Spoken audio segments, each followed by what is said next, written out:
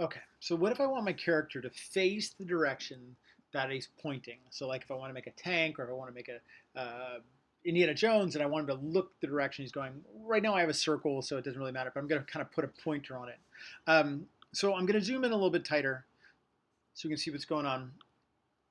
And I need to first draw in going in 4 different directions, and then I need to code him to coincide with the buttons that I push. So what I'm going to do is I'm going to double click on the movie clip of my little guy here, and I'm going to, just for argument's sake, I'm going to give it a kind of a nose. So it kind of goes like this.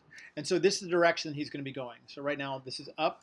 And then what I'm going to do is I'm going to hit F and F6, and I'm going to flip him upside down. So it's going to be up, this is going to be down, I'm going to hit F6 again, and then I'll have him go left, and then I'm going to hit F6 another time. I'm going to go have him go right.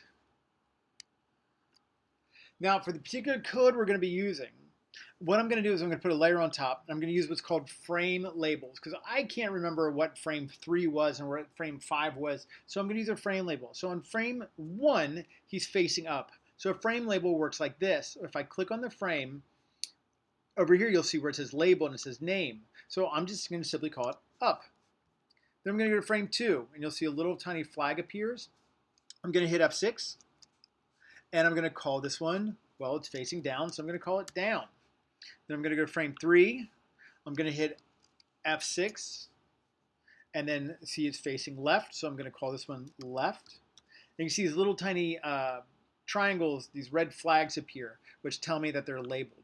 And then I'm going to go here, F6, and now he's facing right, so, or she's facing right, so I'm going to hit right, and now I have these 4 frames. The last thing I'm going to do before we cut out this video and go to the next thing is I'm going to click here, and I'm going to put in what's called a stop, because right now it would just spin, and I don't want it to spin. So I'm going to click, I'm going to make a new layer here.